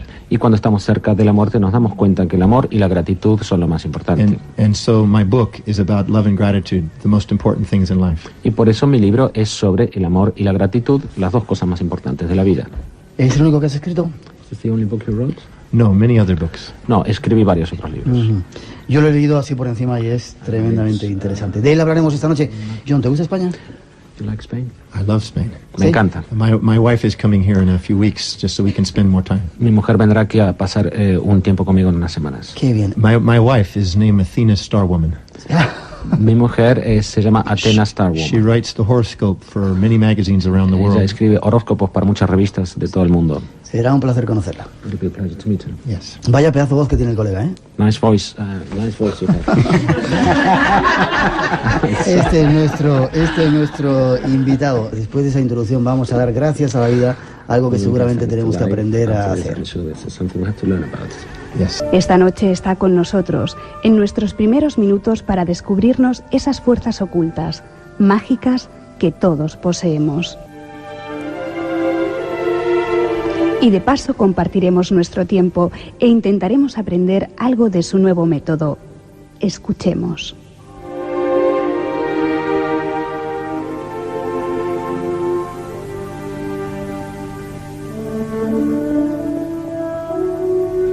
John, tú dices en tu libro que la gratitud y el amor pueden curar. Me lo explique, por favor. When we have gratitude and love, our hearts and our minds and our brains become synchronous. Cuando nosotros tenemos gratitud y amor, nuestra mente, nuestro corazón y nuestro espíritu entran en sincronía. Science has proved that the vibrations in our body become harmonized. La ciencia ha demostrado que las vibraciones de nuestro cuerpo se armonizan. The very water molecules around the cells line up into tetrahedrons and structures of perfection. Incluso las moléculas de agua en torno a las células se alinean en forma de tetraedros y formas simétricas. The enzymes and all the dynamics of the cell work in harmony. Y las enzimas y toda la dinámica de cada célula trabaja en armonía. Throughout the ages, miracles have occurred when people were grateful and felt the spiritual calling of love.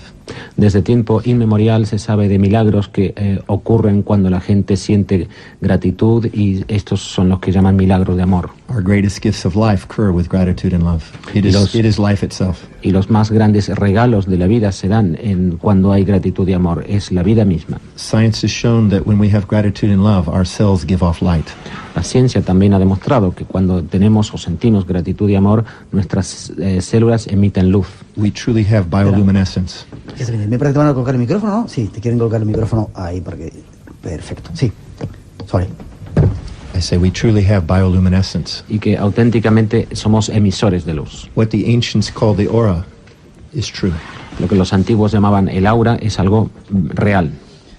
No quiero cortarte, pero como tenemos poco tiempo en esta primera intervención,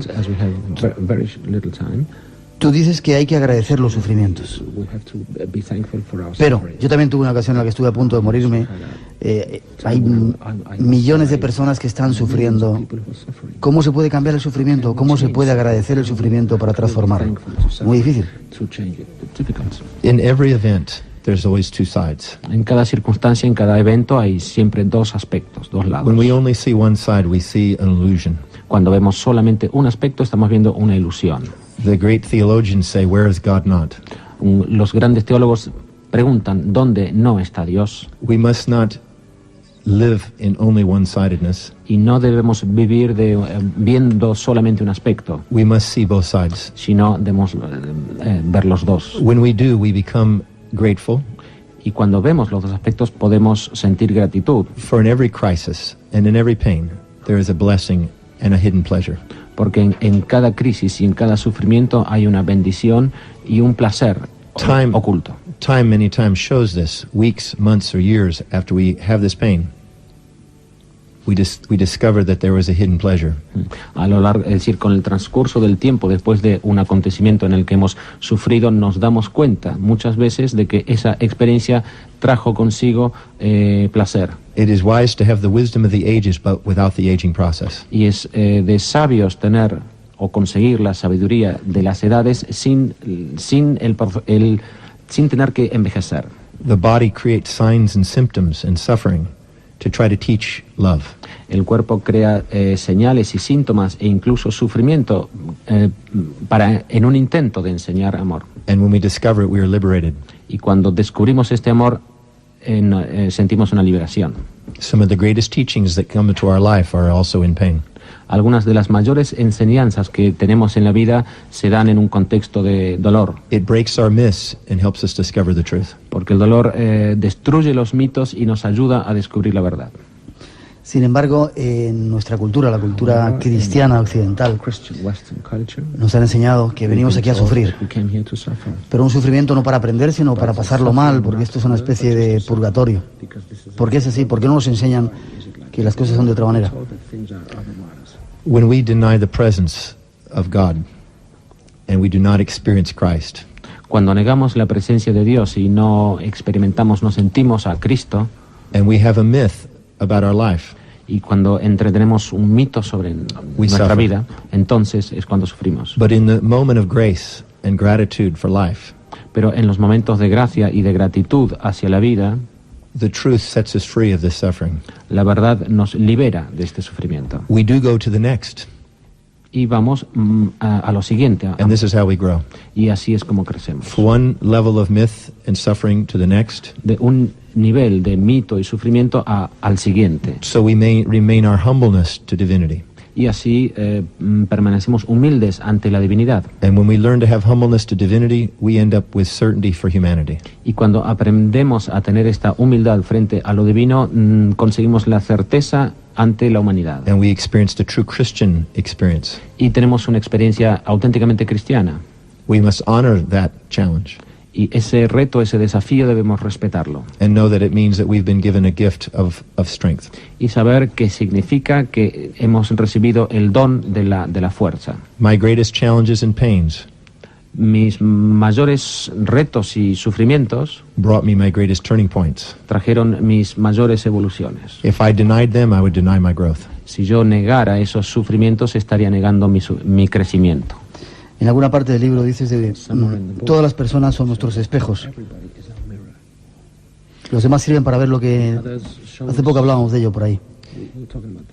In the studies of cosmology and physics, en los estudios de cosmología y de física, we now know that the seer, the seeing, and the seen are the same. Sabemos que la persona que ve, el objeto que ve, son la misma cosa. And we have realized through psychology, y a través de la psicología también nos dimos cuenta reflective consciousness is the highest consciousness. De que la conciencia reflectiva es la conciencia más elevada. So when we see that what we see in others is ourselves, por tanto, cuando vemos o nos damos cuenta que lo que vemos en los demás está en nosotros mismos, we become liberated from our judgments. En ese momento nos liberamos o nos podemos liberar de nuestros juicios. And awaken to love. Y podemos despertar al amor. John, tú has inventado una cosa que se llama el proceso de colapso cuántico. ¿Qué es eso? In the study of physics, since I was 18, I've been studying physics, cosmology. Estudiando física y cosmología desde los 18 años. I discovered that in the quantum, which is light, y me di cuenta de que en la unidad que se llama cuanto, que es luz, which is made of waves, que está compuesto de ondas, that there was a principle called the collapse process. Hay un principio que se denomina el proceso del colapso. When you took two complementary opposites, like positrons and electrons, cuando coges dos opuestos complementarios como positrones y electrones, and you merge them together, y los fusionas, you birth light. Sale luz. And I thought that maybe the light of physics might be the light of metaphysics. Y yo pensé que quizás esta luz física podría ser la misma luz de la metafísica. So I thought the emotions of man, y por tanto pensé que las emociones del hombre, both positive and negative, tanto las positivas como las negativas, if they were collapsed, they would birth light. Si se colapsaran, también crearían luz. So I've been working since I was 18. Entonces, desde los 18 años llevo trabajando con esto. On the cosmology of human consciousness. Con la cosmología de la conciencia humana. Y de una forma práctica, ¿cómo lo enseñas? ¿Cómo lo... How do you teach this? I have developed a methodology, He desarrollado una metodología, which is a series of questions que es una serie de preguntas that help you integrate your emotions que nos ayudan a integrar nuestras emociones and bring light to your body y traer luz en nuestro cuerpo and light to the mind. y a la mente. Because it's a science of gratitude and love. Porque esta es una ciencia de gratitud y de amor. We don't have to wait and hope and wonder No tenemos que esperar y tener esperanzas y preguntarnos, to be grateful for events in our lives. Esperar a que venga la gratitud a nuestra We now vida. have a science, Porque ahora tenemos una ciencia, and it can bring us light and love. que esta ciencia puede traernos luz y amor. It does take work Lleva su trabajo and thought, y su esfuerzo, su pensamiento, but all great things came this way. pero todas las cosas nacieron de esta forma. It's our natural tendency to love. Amar es nuestra tendencia natural.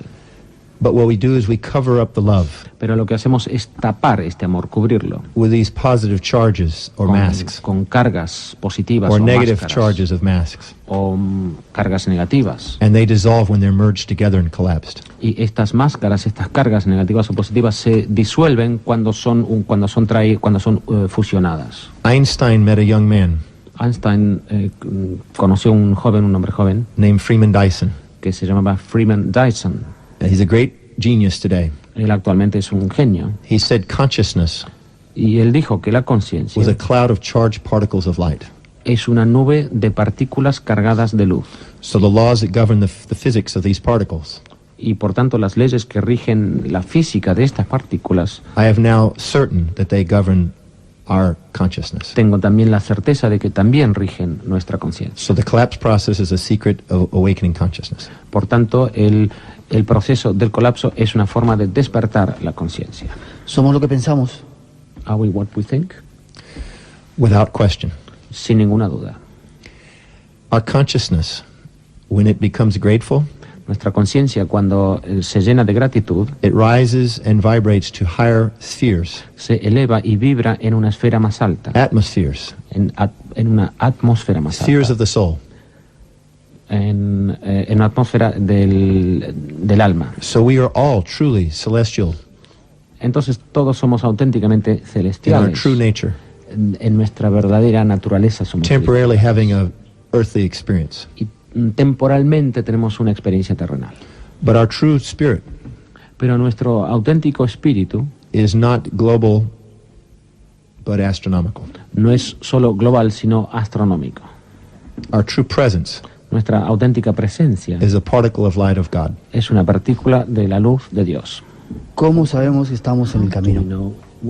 Si es que hay un camino. If we have to ask the question, Si debemos plantearnos esta pregunta, we're not in our heart. es porque no estamos saliendo basados en nuestro corazón. We are not with certainty and presence. Y no tenemos la certeza y la presencia. So we can continue to refine. Y entonces podemos seguir refinándonos. The collapse process El proceso del colapso brings you certainty and presence, nos trae esa certeza y where esa questions presencia, dissolve. en la que las preguntas se disuelven. I like to call questions A mí me gusta hacer preguntas. charged particles or ions Es decir, las partículas cargadas o iones on a quest for alchemy of love. son también una búsqueda para una alquimia del amor. So when there is a perfect synthesis and alchemy, Y por tanto, cuando existe una síntesis perfecta en la alquimia, we have certainty, no questions. ahí tenemos la certeza, y cuando hay certeza no hay preguntas. And love is the answer to all questions. Y el amor es la respuesta a todas las preguntas. ¿Estamos destinados a hacer realidad nuestros sueños? Are we destined to make our dreams reality? ¿Condenados a hacerlo realidad? Condemned to make them reality? Our innermost dominant thoughts Nuestros pensamientos internos más dominantes become as our outermost tangible reality. se convierten en nuestra realidad tangible externa. Most of us are not paying close attention to what our thoughts are about. Son muy pocas las personas que prestan mucha atención a sus pensamientos Becoming awake y que se despierten. is becoming commanding of the thoughts, Pero despertarse es asumir el control de los propios and pensamientos therefore the breath of life. y por tanto del aliento de la vida. Te iba a preguntar que 3 consejos para despertar. Para la gente que está en ese o intenta estar en el camino. Before they get up in the morning, antes de levantarse, de salir de la cama and enter into this world, y entrar en el mundo cada mañana, and before they go to bed y antes de acostarse a la and enter noche into another world, y entrar en el otro mundo, think about what they're truly grateful for. piensen en aquellas cosas por las que pueden sentir gratitud. If you're grateful Si sientes gratitud and you see the divine order, y ves el orden divino, you are guided from within entonces recibes una guía desde tu interior to act and perceive wisely. que te permite actuar y percibir las cosas con sabiduría. So gratitude is the secret the gateway to the heart. Por tanto, la gratitud es la puerta al corazón. And inside the heart comes inspirations and guidance. Y dentro del corazón hay inspiración y orientación. If we help other people do the same, Si ayudamos a otras personas a hacer lo mismo, our light and our inner guidance grows strong. nuestra luz y nuestra guía interior también se fortalece. And the last thing Y lo último is to look in the mirror es mirarte en el espejo and be grateful for your own creation. y dar gracias por tu propia creación. Be thankful to God for the creation. Dale gracias a Dios por haberte creado. These are three things that are wise. Son 3 cosas sabias. John, nos llegan preguntas. Parece que la nueva era o la espiritualidad solamente es para gente rica. Maybe they come from the United States because the United States is in the learning process. Quizás vengamos de Estados Unidos porque es un país que está en un proceso de aprendizaje. Because we teach best what we want to learn most. Porque enseñamos lo que más necesitamos aprender. And maybe because they're expensive. Y son caros, quizás. Maybe because we haven't become clear yet and simplified. Quizás porque no hemos llegado a la claridad y a la mayor sencillez todavía. Maybe the simpler and clearer we become. Quizás cuando tengamos más claridad y sencillez. Maybe the simpler the fees. Quizás los honorarios, los precios serían más simples también, más sencillos. Cada uno cosecha lo que ha sembrado. Eso es una regla de oro. Everybody reaps what they sow. Is that a golden rule? Yes, what our dominant thoughts are become our reality. Sí, como decía antes, nuestros pensamientos dominantes se convierten en nuestra realidad. And when we see love around us, y cuando vemos amor a nuestro alrededor, we're able to give love around us. Ahí podemos dar amor a nuestro alrededor. And when we do, we also see more of it and receive more of it. Cuando lo hacemos, podemos ver más amor y recibir más amor. Yes, I think the golden rule is the golden light of the sun revealed to us. Sí, pienso que la regla de oro es la luz dorada del sol revelada. I believe that the information surrounds the world and it's in the form of light. Pienso que hay información que rodea a todo el planeta y en forma de luz. And we look and give an example of the sun as the gold. Y un ejemplo de esa luz es el sol, que es el oro. In Egypt they used to call it the gold.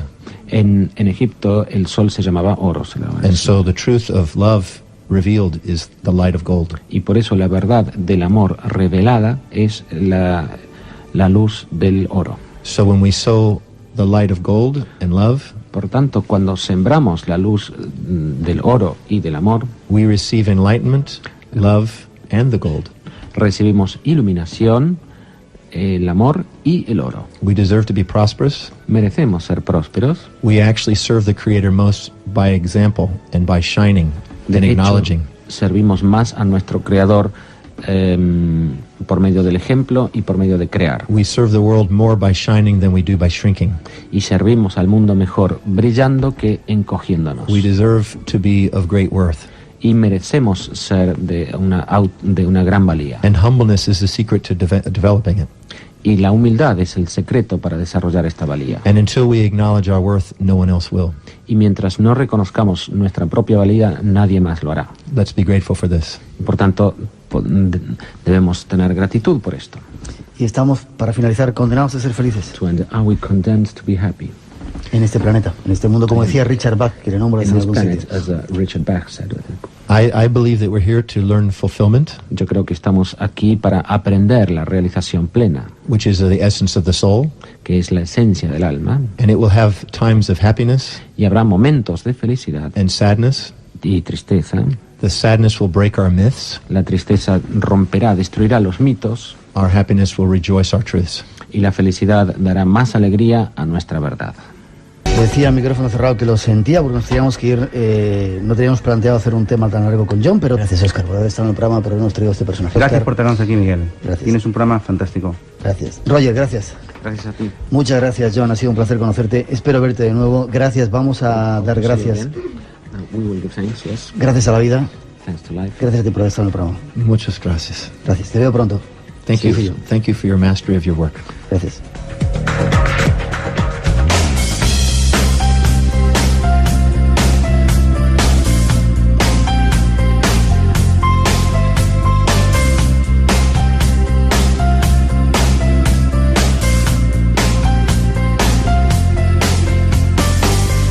Y agradeciendo a la vida todo lo que nos da, sobre todo también por estar aquí a estas horas compartiendo con vosotros.